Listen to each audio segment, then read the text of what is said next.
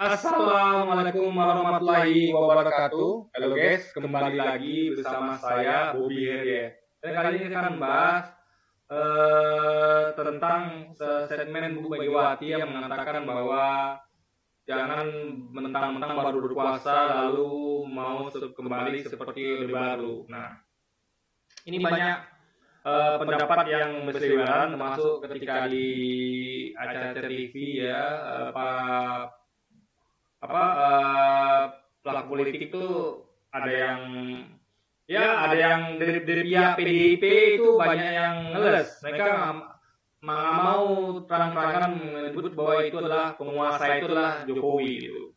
Nah, sementara dari pihak Prabowo ya, atau ya yang memang masih pendukung Jokowi, yang bukan beralih ya, masih tetap pendukung Jokowi, itu mengatakan bahwa itu ditujukan pada Jokowi gitu. Nah gini ya, mereka semua sebenarnya berarti belum mengerti tentang memang tujuannya kepada Jokowi tentu. Cuman sebenarnya kalau kita lihat lebih jauh lagi ya, itu kurang tepat juga. Ada yang lebih tepat. Nah, untuk itu bagaimana untuk mengetahui sebenarnya untuk siapa ini ditujukan dan kenapa Megawati menyebut bahwa kembali ke Orde Baru. Nah, kita harus flashback sekitaran beberapa waktu yang lalu. Nah, itu kalau ingat itu di tahun 2019 itu ketika Pilpres ya, Pilpres sebelum ini itu ada pertarungan sengit antara Prabowo dan lawan Jokowi, yang mana Prabowo didukung oleh Gerindra dan koalisinya, sementara Jokowi didukung oleh PDI dan koalisinya. Nah, itu menjadi pertarungan dua kubu yang sangat mencah belah, guys, yang sangat betul-betul dua kubu yang betul-betul berada di dua kutub yang sangat negatif dan positif gitu. Jadi betul-betul kuat aroma persaingannya gitu kan. Bahkan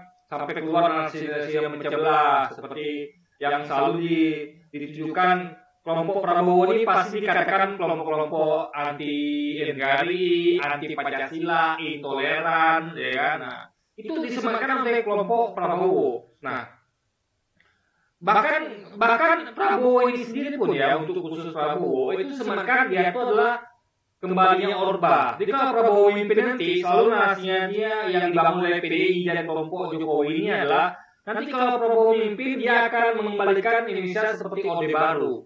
Lalu muncul narasi baru, dimunculkan lagi ketakutan itu bahwa nanti gimana kejamnya zaman Soeharto, otoriter zaman Soeharto, ada kasus Trisakti, bagaimana orang-orang ketika minta langsung hilang gitu kan. Jadi narasi itu dibangun untuk menakuti rakyat agar tidak milih Prabowo. Nah, itu perlu diingat.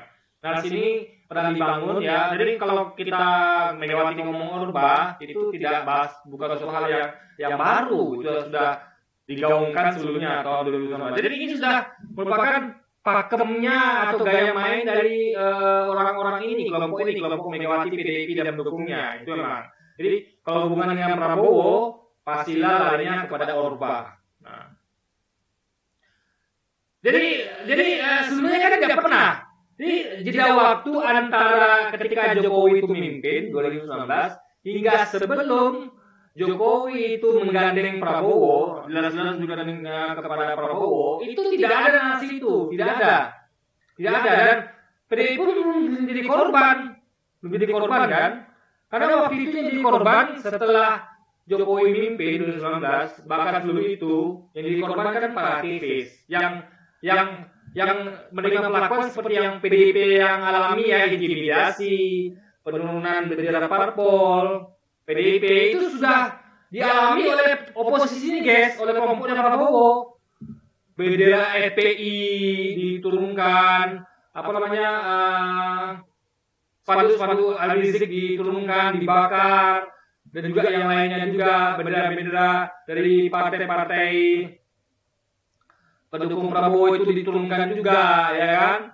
Dan dirusak gitu, guys. Dan juga banyak penangkapan TV. Jadi PDI belum jadi korban, sekarang jadi korban gitu kan.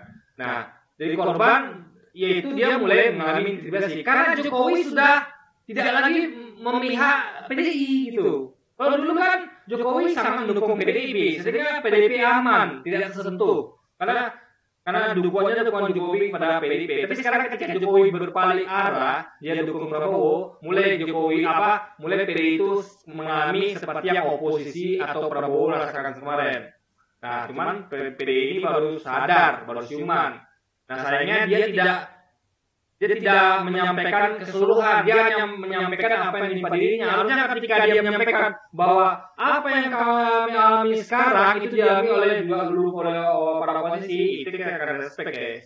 Karena dia menyuarakan semuanya apa yang dialami oleh oposisi, tapi kan tidak hanya dia saja yang dia sampaikan. Nah, itu sayangnya gitu kan. Oh tidak, dia kan mendapatkan dukungan dari kita juga gitu. Ya, jadi perlu dipahami hal itu guys, bahwa sebenarnya ya PDIP harus sadar bahwa gaya-gaya kepemimpinan Jokowi ini yang memang seperti baru ini adalah bukan karena Prabowo-nya, bukan.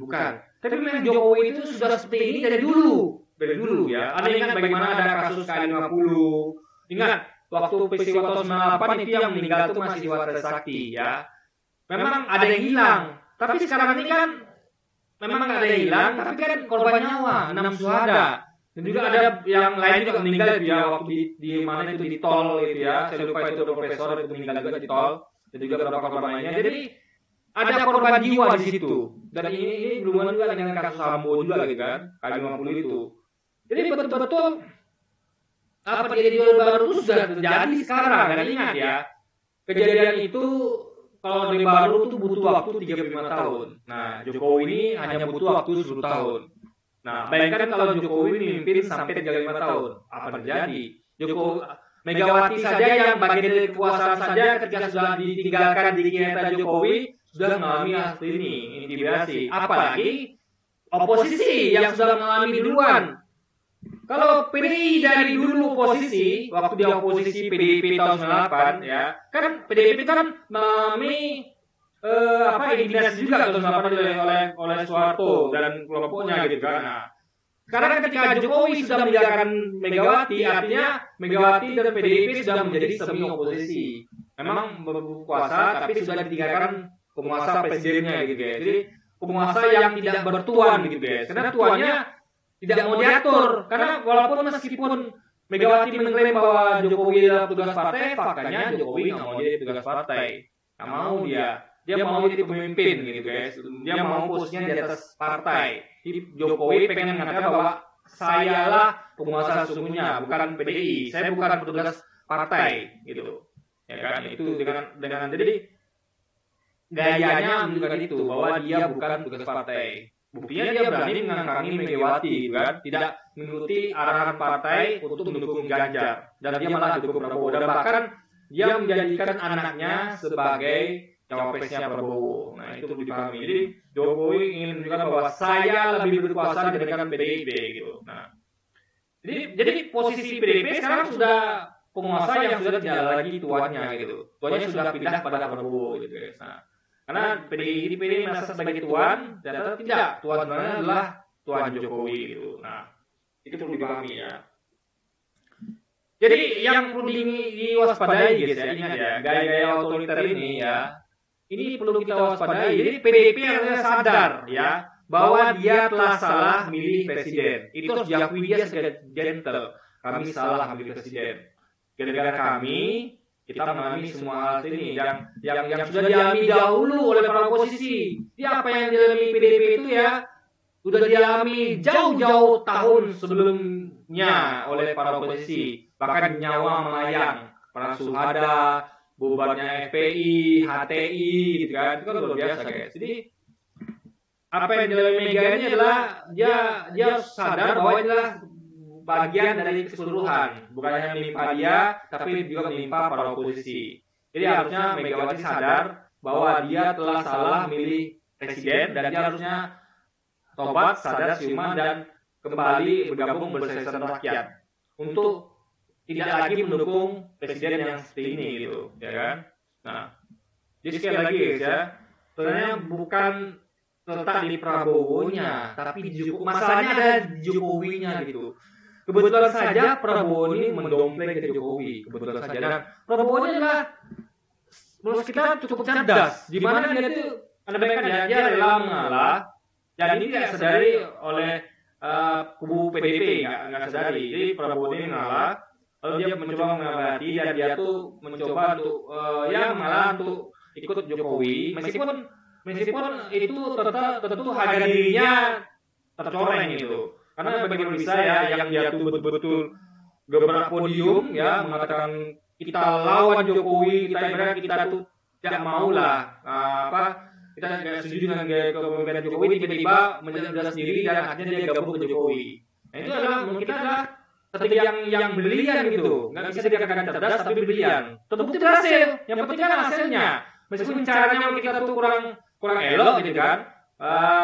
Ya dengan cara mengalah lalu gabung ke kekuasaan, akhirnya dia memecah belah kekuasaan. Dia berhasil menarik Jokowi ke gerbangnya untuk pecah kongsi dengan PDIP. Yang mana dulu Jokowi dengan PDIP begitu kuat, akhirnya pecah kongsi sehingga Jokowi tertarik ke Prabowo. Itu menurut kita adalah strategi yang brilian.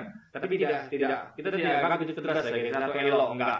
Itu suatu hal yang kalau kita tidak akan tiru gitu, tidak. Tapi itulah namanya strategi. Bisa dilakukan dengan apa saja demi ambisi gitu kan. Nah, jadi PDIP baru sadar sekarang. Ketika Jokowi sudah diambil, sudah dibajak oleh Prabowo, dan PDIP pun menjadi korbannya karena Jokowi tidak lagi mendukung PDIP, sehingga PDIP tidak lagi mempunyai privilege seperti waktu kemarin waktu Jokowi masih berpihak pendukung kepadanya. Akhirnya PDIP baru sadar bahwa Jokowi memang seperti itu gitu. Dulu kebetulan saja PDIP berada didukung Jokowi, sehingga PDIP tidak mengalami hal seperti yang oposisi alami. Tapi ketika Jokowi sudah berbalik dan tidak lagi didukung Jokowi, akhirnya mereka mengalami hal sama dengan yang oposisi alami. Akhirnya PDIP sadar bahwa masalahnya memang ada di Jokowi. Gitu. Jokowi memang sudah menunjukkan keotoriternya dari awal.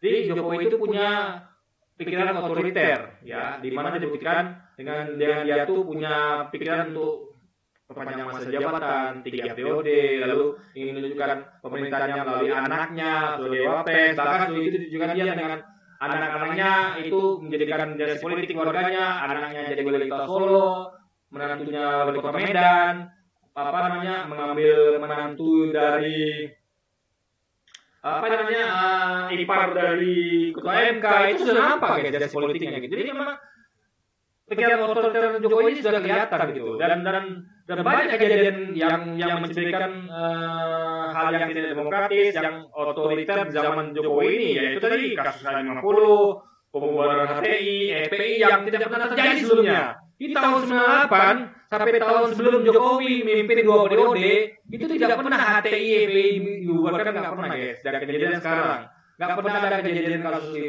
nggak ada. Ya kayak 50 nggak ada, atau penangkapan dari itu tidak ada guys ya. Bahkan SBY aja dihina sedikitpun ya, dia ada seperti ini. Paling SBY itu karena pribadinya dia melaporkan, dan itu wajar karena dia gitu kan, personal, bukan lari ke politik, tapi memang pribadi dia. Tapi kan sekarang tidak, sekarang mau politik. Jadi yang mau melapor siapa? Bukan orang yang hina, tapi pendukungnya. Kayak sudah politik larinya gitu kan. Nah, pakai undang-undang ITE. Itu saya katakan tadi. Jadi harusnya PDIP ini ngerti berbahayanya Jokowi ini, harusnya dia ngerti. Jadi sayang saja baru terlambat sadarnya gitu kan. Ketika dia sudah jadi korban, padahal sudah banyak korban-korban sebelumnya, dia baru sadar. Tapi alhamdulillah, berarti sadar dibandingkan tidak sama sekali kan. Jadi mudah-mudahan dia tuh kembali akal sehatnya, dan terbukti pelan-pelan mulai kembali, di mana dia mulai menyerang Jokowi ya, dan dia sudah mencabut laporan dalam bergulung gitu kan. Nah, yang mana memang PDI memang juga kita nggak tahu apakah PDI ini yang mengeluarkan Jokowi sifat-sifat seperti itu ya, arogan, otoriter, atau mungkin Jokowi yang menulari PDIP, kita nggak tahu. Karena memang laporan-laporannya juga dilakukan PDIP. PDIP ini suka sekali ya kader-kadernya, pendukungnya itu melaporkan oposisi, ya Ustadz Gus Nur, Ustadz yang siapa dulu lagi namanya, Ustadz Maher dan sebagainya gitu kan, Rocky Gerung, itu juga dilaporkan oleh kader-kader PDIP. Jadi PDIP ini sebenarnya gaya Jokowi juga mereka pakai juga, tapi mereka akhirnya mungkin sadar bahwa gaya itu buruk, Akhirnya mereka mencabut laporan terhadap Rocky Gerung. Dan mungkin kita harap di PDIP jangan melakukan itu lagi ya. Laporan itu enggak lagi. Karena itulah cara-cara yang buruk. Cara-cara yang dilakukan oleh Jokowi yang harusnya PDI itu tahu itu buruk. Mereka tahu itu buruk dan mereka tinggalkan itu. Karena mereka tahu kalau mereka melakukan itu berarti mereka sama dengan Jokowi. Dan mereka harusnya menjauhkan diri dari Jokowi dan berjuang bersama rakyat untuk tidak lagi agar Jokowi tidak lagi bisa melanggengkan kekuasaannya melalui dinasti politiknya. Karena ini berbahaya. Karena mereka saja yang di kekuasaan itu ya jadi korban, apalagi oposisi. Apalagi itu nanti dinasti politik Jokowi terus berjalan, itu lebih berbahaya lagi. Siapa saja yang menentangnya atau berkritiknya akan mengalami nasib seperti para oposisi atau bahkan PDIP alami sekarang. Ini sangat berbahaya dan ini harus dihentikan dan harus diwaspadai baik oleh PDIP maupun kita semua gitu kan. Sebagai rakyat Indonesia yang menginginkan demokrasi yang bebas, yang aman, yang kita tuh bisa mengeluarkan pendapat kita tuh dengan tidak was-was, tidak takut guys, sehingga kita tuh bisa bersuara dengan bebas dan bertanggung jawab tentunya, bukan bebas ngomong bebas gitu kan, tapi tidak mengalami rasa takut, was-was dan intimidasi guys, dari para aparat kekuasaan yang dilihat oleh kekuasaan gitu. Oke, jadi mungkin sekian dulu aja video kita kali ini guys, dan sampai jumpa lagi di video selanjutnya, dan wassalamualaikum warahmatullahi wabarakatuh guys.